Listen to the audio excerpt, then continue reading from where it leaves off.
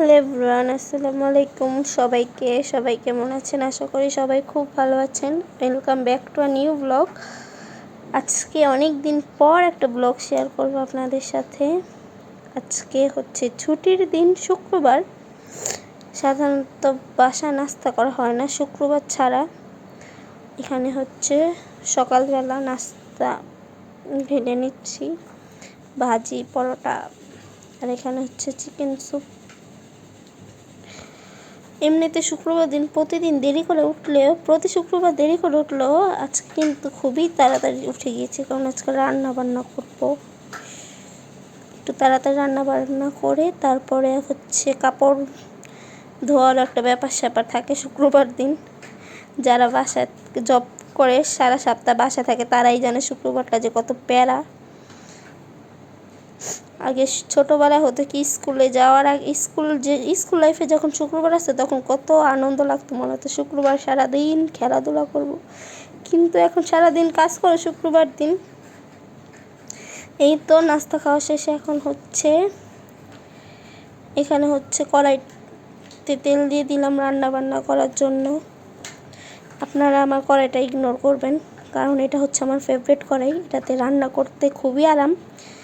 কিছু কিছু জিনিস থাকে না, যেগুলো ব্যবহার করতে করতে একটা অন্যরকম ভালোবাসা। এই কড়াইটাতে রান্না করে আমি একটু শান্তি পাই বেশি।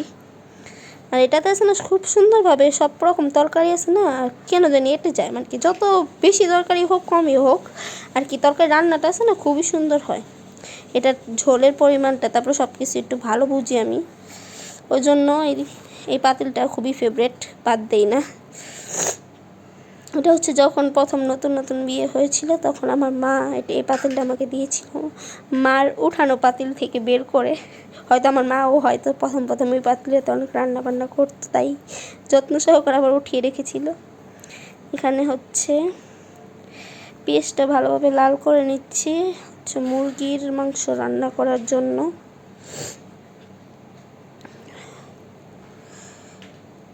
আজকে বেশি কিছু রান্না করবো না, সব কাজ ঘরে একটু বেশি কাজ করব। গুছানো টুছানো যেহেতু আমার স্টার নাই, তাই আপনাদেরকে আর ঘর গুছানো দেখাবো না। এখানে আদা রসুন বাটা দিয়ে দিলাম।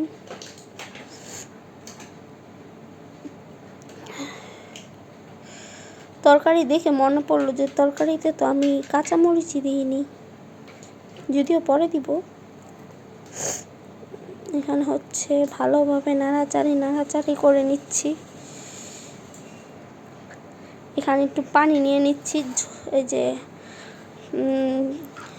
হলুদ মরিচ বাটা দেওয়ার আগে যে পানিটা দেয় না, একটুখানি পানি, না হলে তো হলুদ মরিচগুলো পুড়ে যাবে না তেলের সাথে মিশে, ওই জন্য একটুখানি পানি দিয়ে নিচ্ছি। এই তো এখন হলুদ মরিচ তেজপাতা সব দিয়ে দিব। দিয়ে এখন মশলাটা ভালোভাবে কষিয়ে নিব।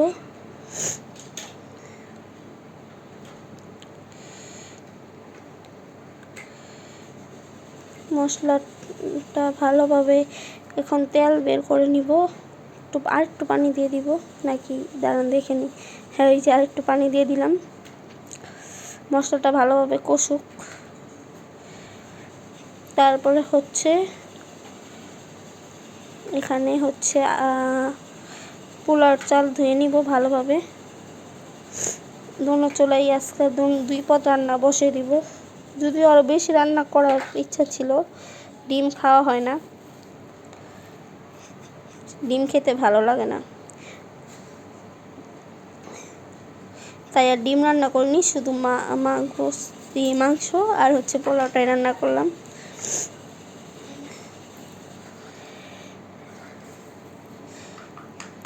এখানে যে ভালোভাবে তেল বের হয়ে গিয়েছে, কষানোটা খুবই সুন্দর হয়েছে। কারণ আমি চিকেনগুলো দিয়ে আরও ভালোভাবে কষিয়ে নিব।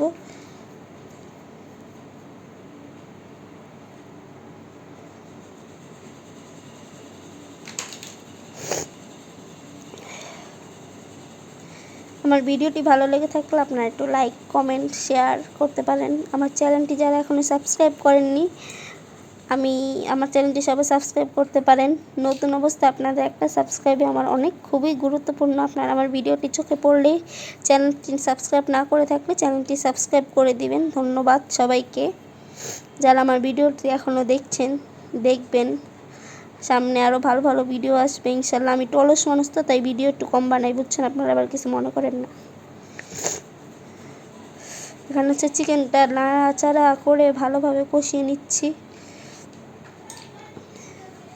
আসলে আগে দেখা যেত কি সকালে ঘুমে থেকে ওঠার পরও অনেক সময় থাকতো হাতে, যখন জব করতাম না, আস্তে ধীরে নাস্তা করতাম, কাজ করতাম, ভিডিও বানানোর মতো অনেক কিছু ছিল। এখন যেহেতু সকালে তাড়াহুড়ার মধ্যে কাজটা রান্নাবেলা শেষ করি, আবার রাত্রে জবের থেকে এসেও রান্না করি, ওই জন্য আর কি ভিডিওটা বানানো হয় না। মানে কি বানানোর মতো ভিডিও করার মতো বেশি জিনিস হাতে থাকে না, তাড়াহুড়ার মধ্যে ভিডিও করা হয় না। ভিডিও করতে গেলে অনেক সময় লাগে, এক হাতে ক্যামেরা ধরে রাখতে হয়, ভিডিও করতে হয়, একটু অর্গানাইজেশনের ব্যাপার স্যাপার আছে। এখানে হচ্ছে পোলাও রান্নার প্রস্তুতি নিচ্ছি অন্যদিকে, অন্য চুলায়। তারপরে হচ্ছে এই যে এখানে হচ্ছে শেষ, মুরগি রান্নাটা খুবই সুন্দর হয়েছে মাশাল্লাহ। এখানে হচ্ছে পোলাও রান্নাও শেষ। পোলাওটা কিন্তু লেটকা হয়নি, আপনারা আবার কেউ লেটকা মনে করেন না। তারপর হচ্ছে এটা কি বলেন তো, জলপাইয়ের আচার, আমার মা বানিয়ে পাঠিয়েছে জলপাইয়ের আচার। তারপরে সব কিছু শেষ করে গোছল টোছল করে এসে এখন হচ্ছে দুপুরে খাওয়া দাওয়া। ভাত না তো সরি, পোলাও বেড়ে নিচ্ছি।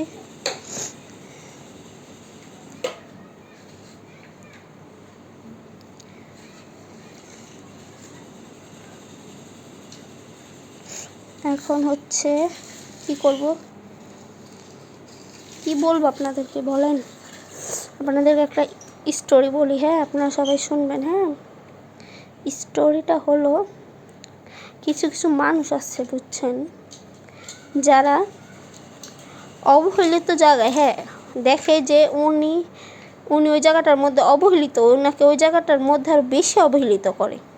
কিছু কিছু মানুষ আছে, যেমন ধরেন যে ওনার কাছে আরও বেশি ওনার কাছে অবহেলিত করায় ওই মানুষটাকে, যেমন অবহেলিত মানুষটাকে আরও অবহেলিত করায় ওই জায়গাটার মধ্যে।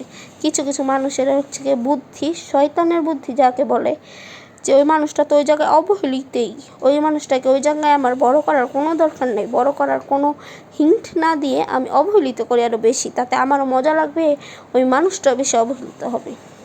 কিছু কিছু মানুষের ধারণা। কিন্তু দেখবেন আল্লাহ এই জিনিসটা অনেক বেশিভাবে নারাজ হয়, যে তুমি ওই মানুষটার দুর্বলতার সুযোগ নিয়ে ওই মানুষটাকে তুমি অবহেলিত করছো। তোমার জন্য এর থেকে বেশি বেশি খারাপ জিনিস থাকতে পারে না তোমার জীবনে, ওই মানুষটার জীবনে হয়তো এর চেয়ে অবহেলিতের থেকে বেশি উন্নত হইতে পারে। কিন্তু ওই জিনিসটা ওই মানুষটা বুঝে না। মানুষটা তো বুঝবে কেমনি, কারণ ওই মানুষটা তো মজা পাচ্ছে না, অবহেলিত হচ্ছে।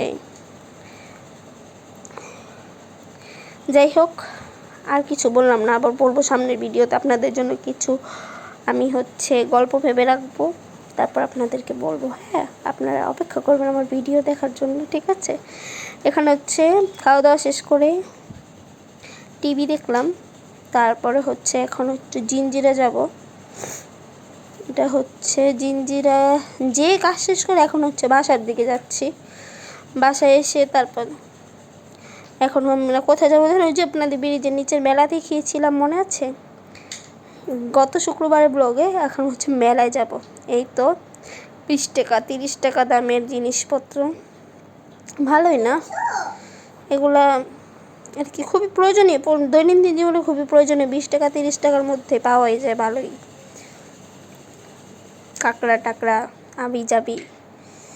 এখানে হচ্ছে 3 পিস সব অনেক কিছু পাওয়া যায়, এই মেলাটা তো অনেক বড়, 2টা মিনি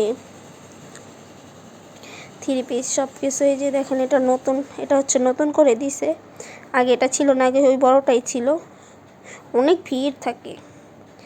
এটা হচ্ছে তারপর হচ্ছে এটা হচ্ছে আমাদের কোয়ার্টারে হচ্ছে ডিসেম্বর মাস উপলক্ষে টুর্নামেন্ট দিছে, দেখেন এগুলো হচ্ছে দর্শক হচ্ছে টুর্নামেন্ট খেলা, ক্রিকেট টুর্নামেন্ট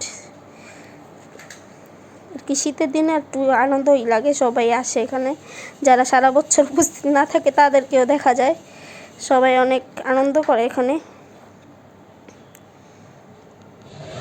বিশ্বাস করেন এত জ্যাম রাস্তার মধ্যে, মনে হয় কি ঈদ গেছে, ঈদের মাসায় বসছে, এত জ্যাম, জ্যালেমিন থাকা হাঁটা যায় না। তারপরে এই যে রিস্কালারা তো যাইতেই চায় না, যাও বেটারা যাইব কি, এত জ্যাম।